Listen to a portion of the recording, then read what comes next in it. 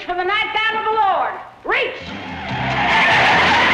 Roger Corman, America's reigning young master of terror, has created the ultimate in comic horror. The ultimate killers, the ultimate mother. 4 boys only a mother could love. You sit there, you little... 1 mother only America could produce. Shelley Winters, Pat Hingle, Don Stroud, Diane Varsi in Roger Corman's Bloody Mama.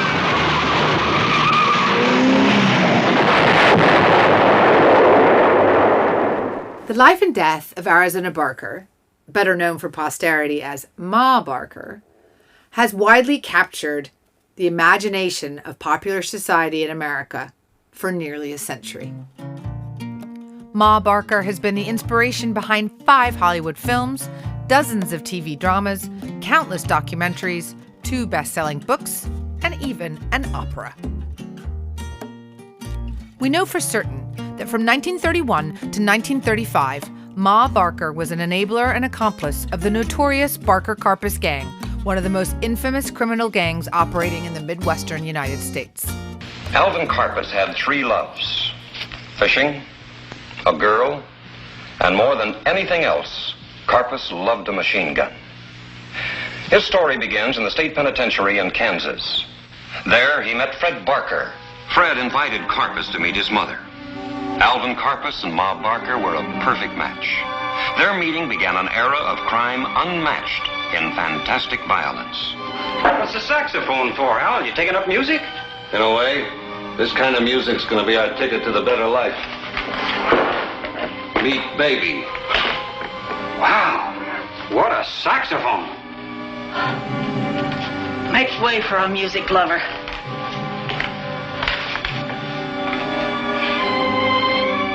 Al, can you really shoot this thing? I can make it talk, Ma. It'll tell any cop that gets in my way he made a bad mistake. FBI Chief Edgar Hoover famously described Ma Barker as the most vicious, dangerous, and resourceful criminal brain of the last decade. A wanted poster, issued in 1931, offered $100 reward for the capture of old lady Ari Barker as an accomplice. As a result, she adopted the alias Kate Barker. We do know that Ma Barker and her son, Fred, were killed on the 15th of January, 1935, in a shootout with FBI agents after a 5-hour siege. Both bodies were found in the same front room. Fred's body was riddled with bullets, while Ma Barker appeared to have died from a single bullet wound. According to the FBI's account, a Tommy gun was found lying in her hands. Other sources say that it was lying between the bodies of Ma and Fred. As a result of the mix of fact and fiction that surround her name today, it's an intriguing challenge to separate the myth of Ma Barker, the fictionalized character, from the reality of Ma Barker, the mother of murderers and gangsters. So welcome aboard as we delve into the story of Ma Barker and attempt to separate the myth from the reality.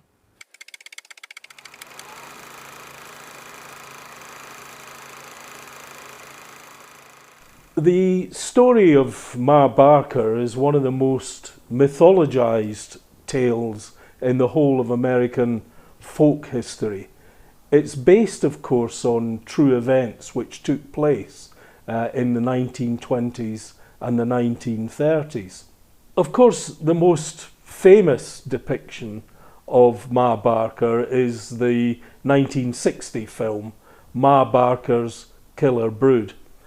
Here we see more of the glamorization of this machine gun toting woman. For some reason they liked the idea of this elderly lady who could tout a machine gun and who could look after a very evil crime boss. I'll kill you, you fuckers! I'll kill you! Hoover, in particular, depicted her as one of America's most notorious gangsters who was controlling and building crimes. As the armored car reaches this point, I come tearing out of here like I'm out of control. I cut in ahead of him. And the guards kill you with machine guns, fire.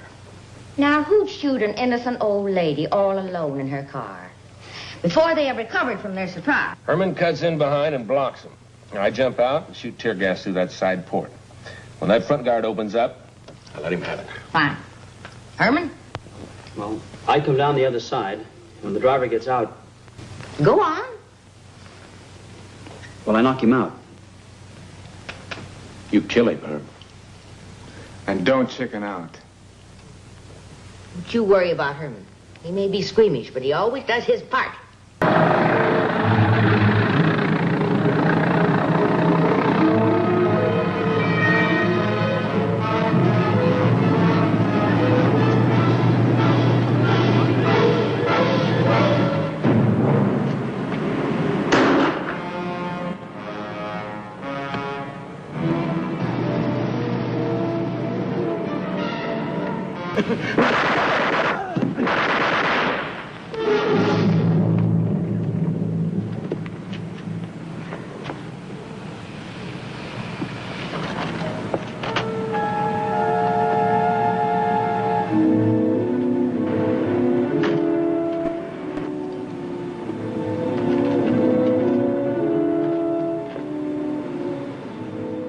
In reality, people like Alvin Karpis, who was there, of course, tell a very, very different story about Ma Barker. However, those who knew Ma Barker personally insisted she had no criminal role.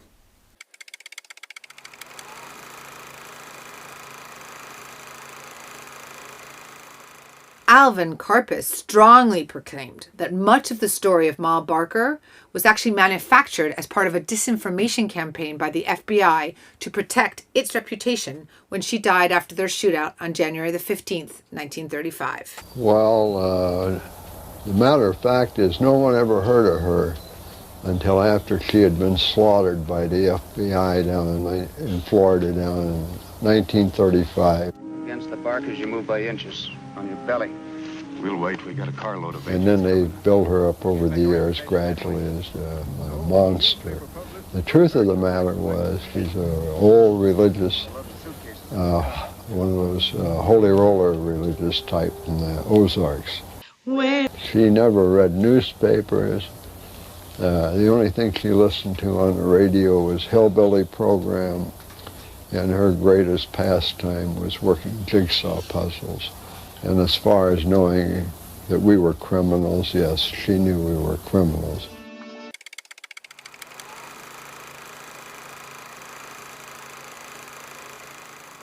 One of the things that needs to be taken in account whenever one considers Ma Barker is the huge litany of crimes that were committed by her sons.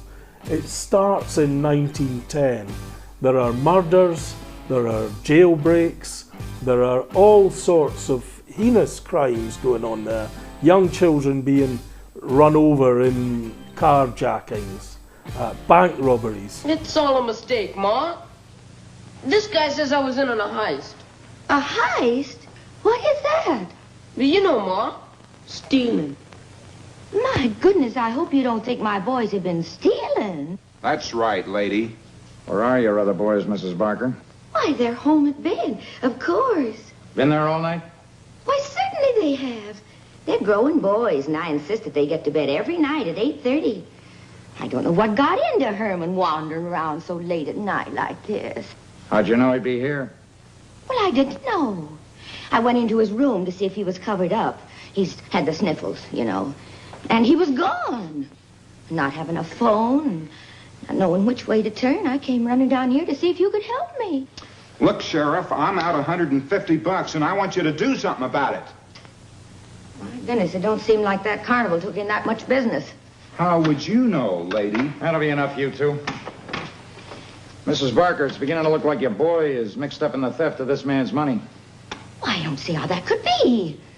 I've always raised my sons to be honest and God-fearing.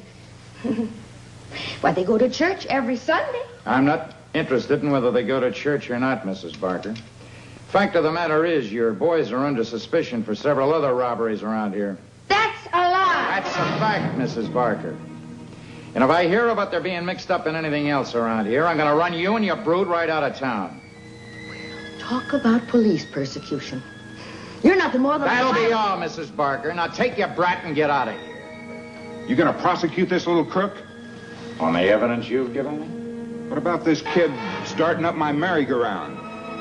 Oh, by the way, my good man, here's a quarter for my boy's ride. I don't want you to think I'm ungrateful. Come along, sweetheart.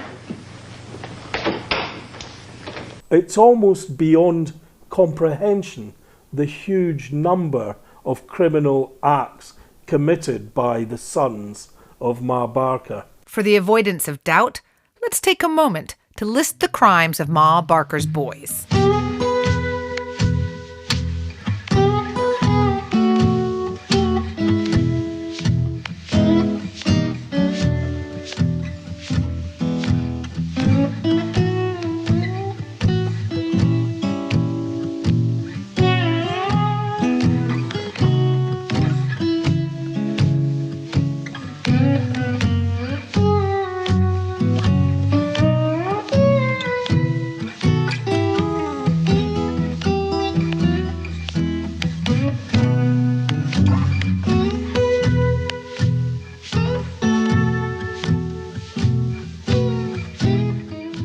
On the silver screen, Kate Barker is depicted as a ruthless machine gun-toting matriarch who used extreme violence to enable the criminal activities of the Barker Karpis gang. The US TV channels and Hollywood have both adapted the story of Ma Barker, and each has added its own fiction to the story. And in that respect, she should have gone to prison.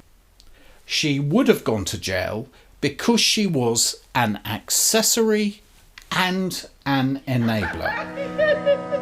Jobs are scarce. The boys can steal more in 1 week than you can make in a month. Money isn't everything. Every time you do get a few bucks ahead. Ma Barker was born in Ash Grove, Missouri. She was christened Arizona Donnie Clark. Her family called her Ari. In 1892, she married George Barker. George Barker worked in a variety of low-paying jobs.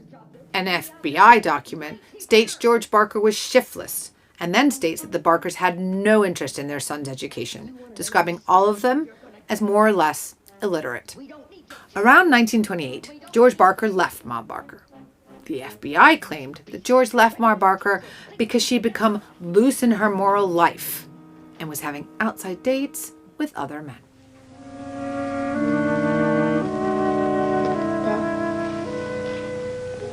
Take me with you, please.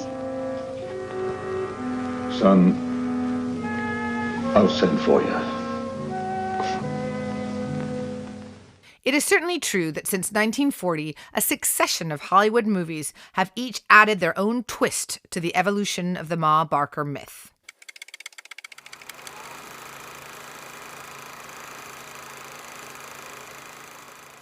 Each movie in turn has drawn dramatic inspiration from the famous siege of the 15th of January 1935, which in reality saw the death of Ma Barker and her son Fred after a 5-hour siege.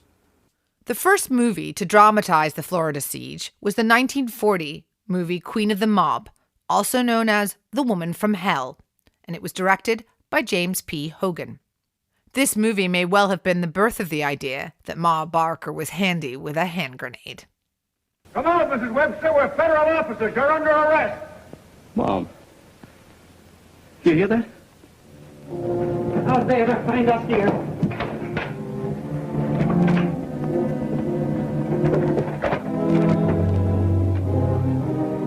Get back, everybody. We're federal officers. Gee, men. They're all around the house. Come on out, Mrs. Webster. We'll come in after you. All right, Mr. G-Man. We're ready for you. Take that out of the window. I think they're smart finding us. Try and get it!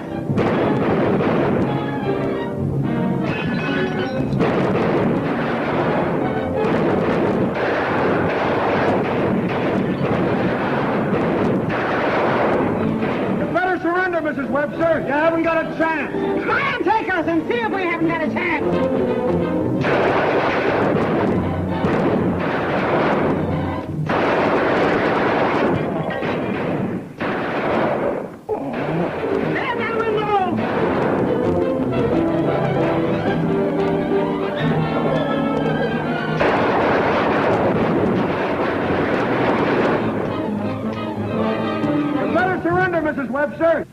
source material here was a book attributed to the Federal Bureau of Investigation Director J. Edgar Hoover, entitled Persons in Hiding. The events are loosely based on the kidnapping of Edward Bremer by the Barker Karpis gang, which Hoover believed to have been led by Ma Barker. The names of the persons involved and other details of the events were changed at the request of the FBI. Eddie. This particular dramatization is interesting as the Ma Barker character was depicted as surviving the siege, which only claimed the death of her son. No, it can't be. Put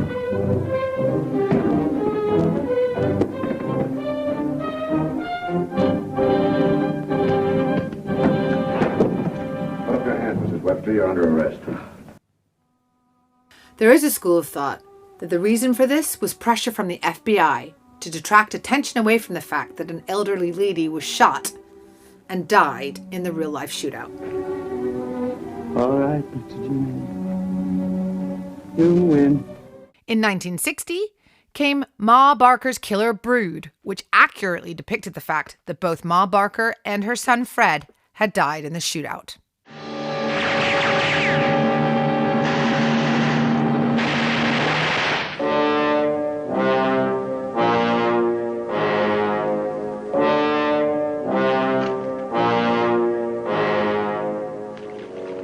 The problem for the FBI is, in the public perception, they cannot be seen to have executed an elderly lady.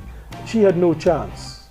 She was in a wooden house where the bullets just simply fly through the flimsy walls. She was going to die at some stage during that 5-hour standoff.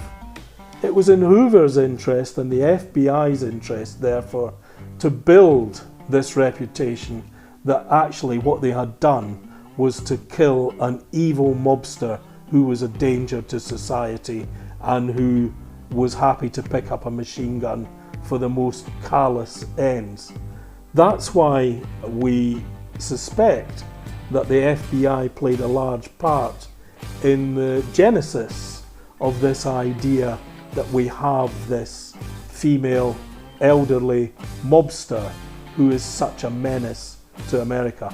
If Alvin Karpis is to be believed, as a result of the myths spun by the successful FBI disinformation exercise, the Ma Barker story has subsequently been manufactured and embroidered by the press barons and by Hollywood. As we know, the Barker Karpis gang was eventually destroyed by the FBI.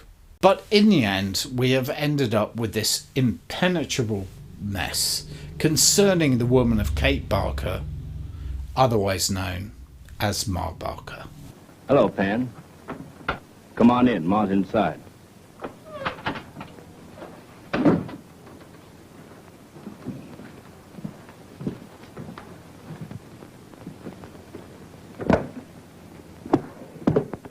Here it is.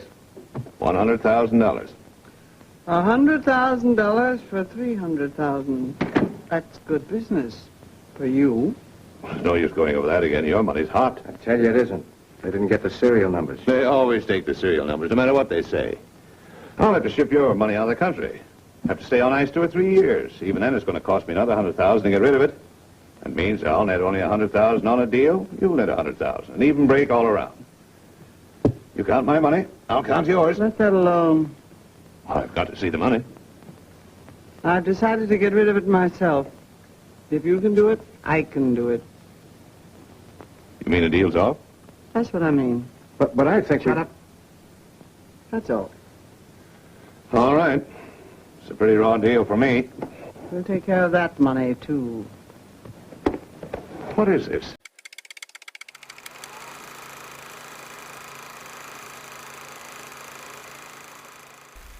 The first of the Weber films which mythologize Ma Barker came with the publication of a film called Queen of the Mob. Queen of the Mob appeared in 1940, and this is the first time we see a matriarch, who is obviously based on Ma Barker, hit the silver screen. Look, Mumsy, how much dough did we get in Center City? Yeah. How about some facts and figures on it? $34,000. Oh, Not bad. Great. Not bad at all. How much for each of us? You can have $1,000 apiece. Only 1,000? Come on, don't be so tight. We'll need a big reserve if we're going as far in this business as I think we're going. Filmmakers have to dramatise the characters, and to do so, they have to add a sympathetic ear. Because we're not going to pay for cinema tickets and sit there happily to listen to a character that we don't have any sympathy with.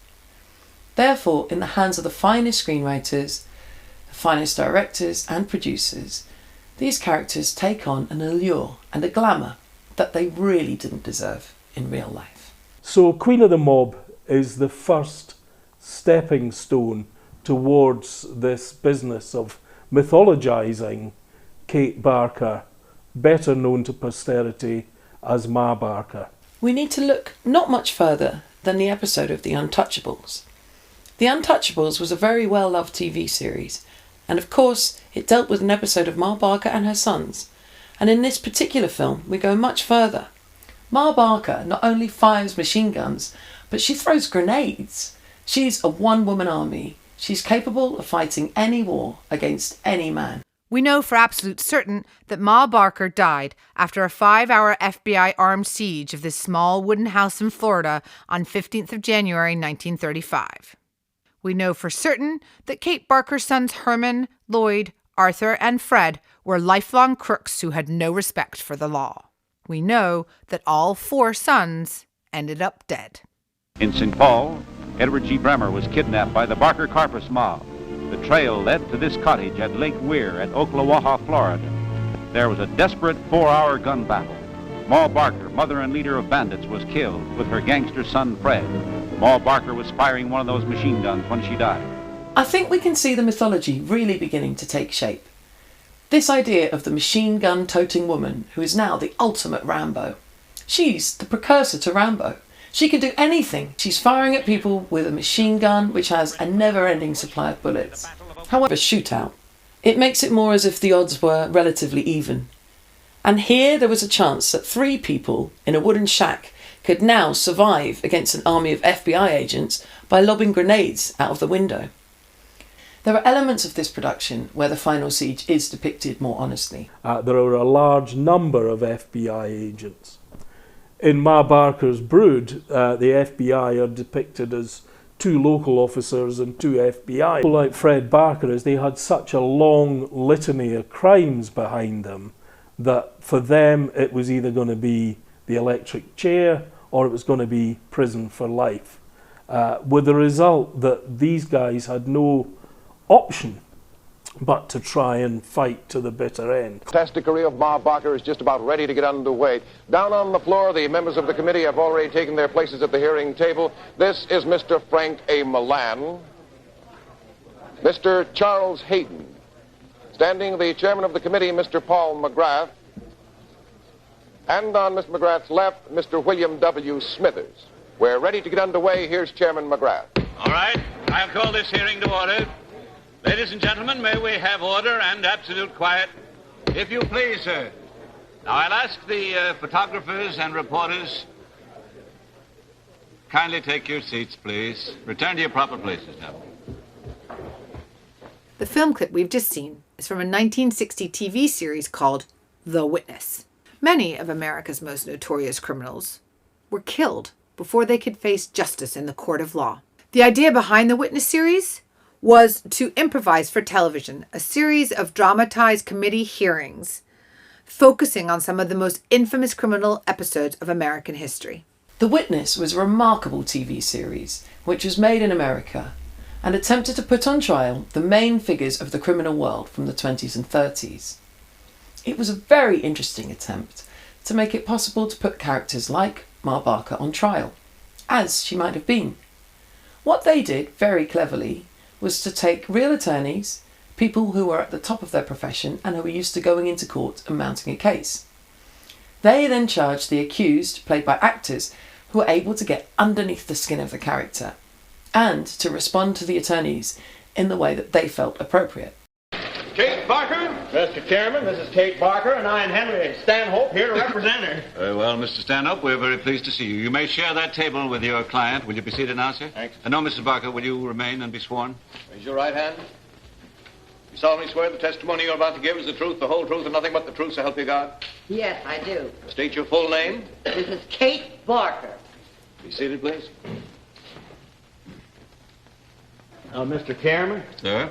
Before the committee proceeds, my client asks the privilege of making a statement. Very well, sir. The committee will hear your client's statement. Thank you, sir. My client is not exactly what you might call an educated woman. She's never before appeared before a committee of this sort, and as a simple housewife and mother, she might have some... Excuse me, sir. I'm Yes, sure sir? the committee will have no difficulty understanding. Will Thank you you. proceed, Mrs. Barker, please? I just want to say that I don't know why I'm here. I've suffered enough with all the lies the newspapers have been printing about me, and I think it's a shame and a disgrace the way the police have been persecuting me. They can't prove a single thing, and I'll tell you why. Because I've never done a single thing that I'm ashamed of. And I want you gentlemen to get that straight here and now. I'm a God-fearing, church-going woman and the mother of 4 boys. I bore them in pain and I raised them in love. And I nursed them. And when they were raised into men, I prayed for them.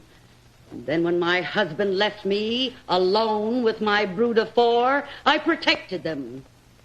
Later, when they came into trouble, I grieved for them with an ache that any mother would know. Now, that's what I've done, and that's all I've done. And I don't have to apologize to you or anyone else. And I want you gentlemen to get that straight here and now. All right. Does that conclude your client's statement, Mr. Thank you, sir. Then we'll proceed with the questioning. The series was unscripted, so the actors had no idea of what they were going to be asked and how to respond. Obviously, they had researched the background to the characters, but the tension was achieved by the fact that some of the people performing the role of the accused were brilliant actors. So you had very good attorneys, you had brilliant actors, and you had a very interesting idea. There were about 14 or 15 episodes of The Witness made, and of course, one of the first characters that springs to mind is Ma Barker. No, I never cased a bank. I got better things to do with my time. You mean you never planned any of these bank robberies? Me? I only know that banks are a place where you pay your mortgage or keep your money if you've got any. So The Witness is all about staging a trial of Ma Barker and assuming that she had been alive after the shootout, and to put her on trial as a result of her nurturing a family of crooks. We can see in The Witness just how a case against Ma Barker would have been built in the court. I think this is an intriguing idea. It's a reconstruction of a trial, obviously, that didn't happen and couldn't happen, but it gives us a really good insight into how attorneys would have attacked Ma Barker and how they would have built a case against her. However, those who knew Ma Barker personally insisted she had no criminal role.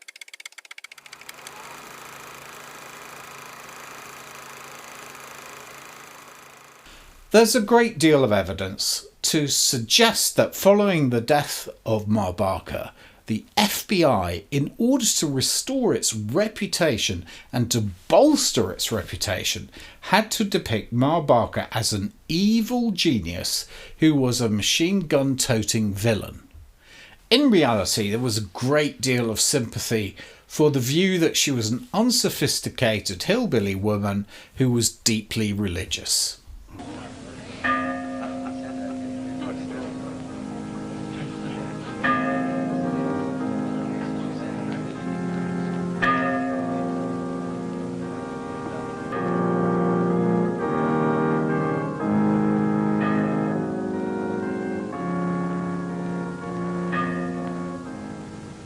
Nothing is accomplished by prayer alone. We need 2 things to build the Sunday School Annex: the Lord's blessing and your contributions.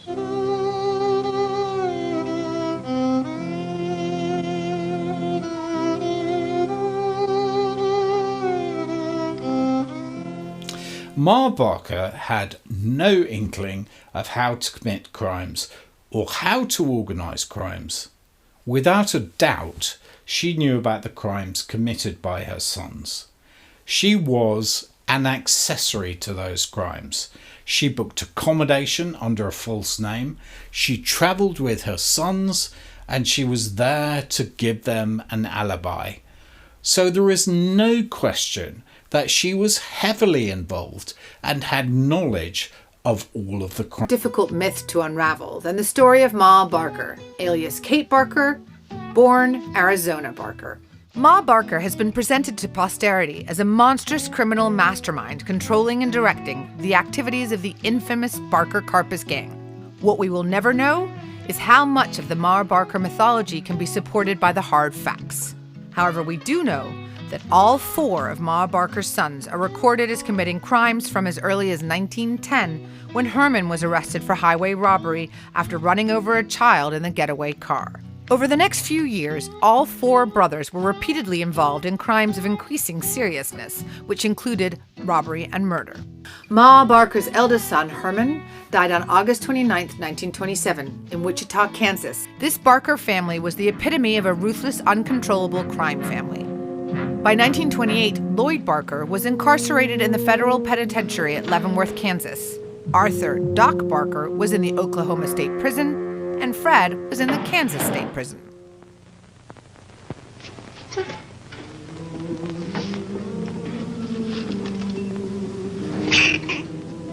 You'd rather play with the mouse and read a letter from home? It ain't a mouse, it's a hamster. Read the letter. Might be good news.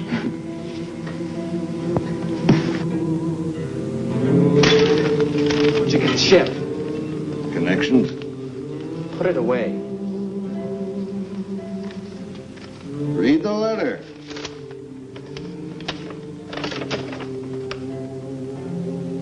Al, I'm getting sprung.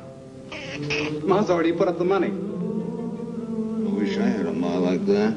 She's throwing a big blowout for me when I get home. I'll be there. Stop dreaming, you got 2 years to go. Now, Alvin Karpis, they shorten your hitch for digging coal. All the coal you could dig, I could stick in my ear. I got organization. From 1928 to 1930, all her sons were in jail. And Ma lived in miserable poverty, in a dirt floor shack with no husband and no job. Al, I'd like you. You got brains. Well, babyface, I didn't know you knew Fred. Why, him and me was classmates at Kansas State. Did you get the dough we sent? Sure, how do you think I'm paying for this party? Machine Gun Kelly should have talked to you before he snatched Jackson. In 1930, Ma Barker began living in Tulsa with a jobless man named Arthur W. Dunlop, sometimes spelled as Dunlap. Ma Barker is described as the wife of Arthur Dunlop on the 1930 census of Tulsa, Oklahoma. Excuse me, I want to talk to somebody. Al! Ma Barker's situation improved in 1931 after her son Fred was released from jail. Fred immediately joined former prison mate Alvin Karpis to form the Barker Karpis gang. This here's Al Karpis. Hi, Ma. Well, Al Karpis, I'm glad to see you. Fred's told me a lot about you, and if it's half as good as he says, you're okay in my book.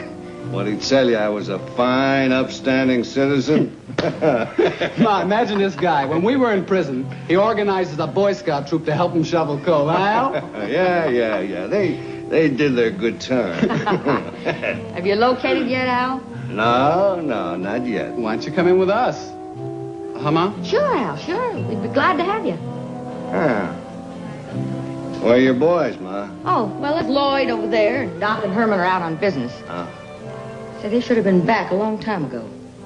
Fred, go get Al a drink. You ever lie in bed at night and say, I wonder how many men I've killed? Well, sometime I've counted them up, but I'm not going to tell you. Okay? What difference does it make? There was a few people killed in the robberies I was on. They claimed that when I was arrested, they accused me of killing 14 of them at various stages. You would have been an accessory. Anyhow, that's just as much. If that was it, that would have been good. I mean, I wouldn't have been so upset about these charges, but for some reason or another, they'd always say that it was me that did the shooting. Ma Barker and Arthur Dunlop traveled with Fred and Karpis, using various false names during their itinerant crime career. Why be so stingy with it? So you'll have time to eat. The others are larger. They'll be around longer. They didn't shoot off their mouths at the bar. Ma, Now, I don't didn't... you go trying to deny it. I told Al and the boys that if you shot off your bourbon mouth at that bar and got us in Dutch, I was going to finish you. I was going to do something about it. Now finish your pie. Oh, now, Ma, you... you wouldn't do anything foolish. Not to me. Well, after all, I'm your husband. I'm just about to divorce you. The quick way. We know that the gang members despised Arthur Dunlop, who was known to be loose-lipped when he'd had a drink inside him.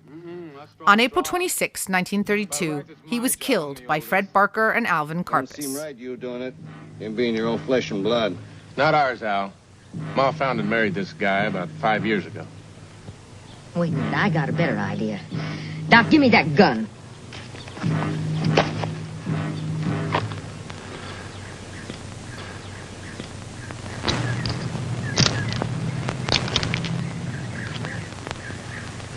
Russian roulette.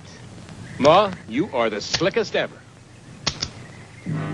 Al, even money gets it before the third shot. I'll help you. Oh, for God, this is murder.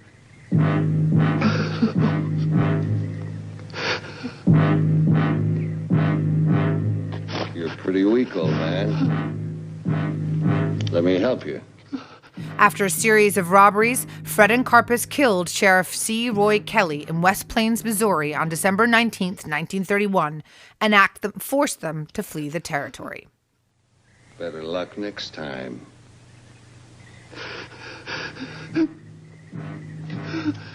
No.